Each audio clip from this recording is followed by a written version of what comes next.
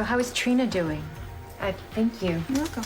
We've been in touch over the last couple of weeks, but I've been a little distracted. And I know that Trina's been busy with school. Mm-hmm. Trina loves it at PCU. As much as I miss having her home, I think that living in the dorms is good for her independence. Most of her classes are basic courses, but she's got one elective, art history. And in Trina's words, it's epic. Oh, that's great, really. You know, I don't worry about her academically, not one bit. I wonder if she's as grounded when it comes to her social life. Now, I was surprised that she put so much faith into that young man who introduced himself as Victor, turned out to be Spencer. Mm-hmm. Well, she hasn't told me too much about it, but I know it's been difficult for her. Spencer made her question her own judgment. And do you blame Spencer's father for what Spencer has done? I think Nikolas played a pivotal role in driving Spencer to his outrageous behavior. But I know that you're in love with him.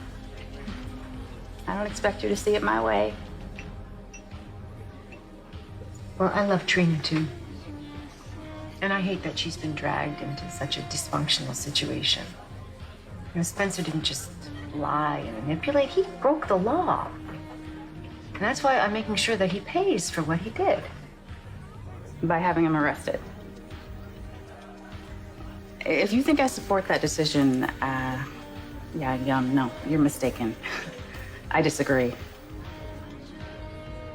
Hey, Spencer has spent his entire life in the lap of luxury.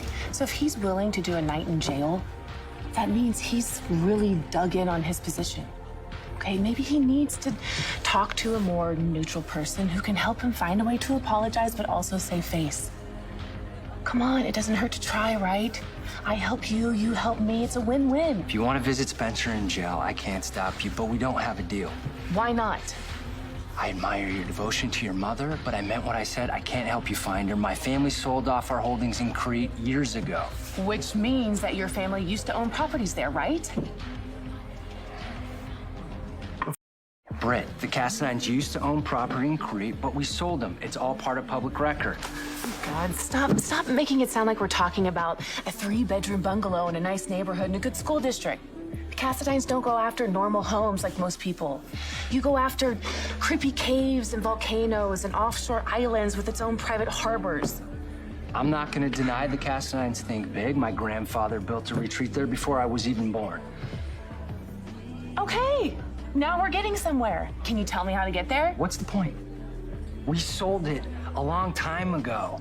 It was converted into a monastery at one point, famous for its vineyards. The Vidiano, I'm told, is to die for. Haha, I hope not, for my mother's sake. Can you tell me how to get there? I mean, I suppose you could take your holy orders and become a monk. But they're pretty old school there, men only. Besides, it's in the middle of nowhere. The only thing close is a tiny village with a church, a post office, and a taverna. And then there's nothing for miles.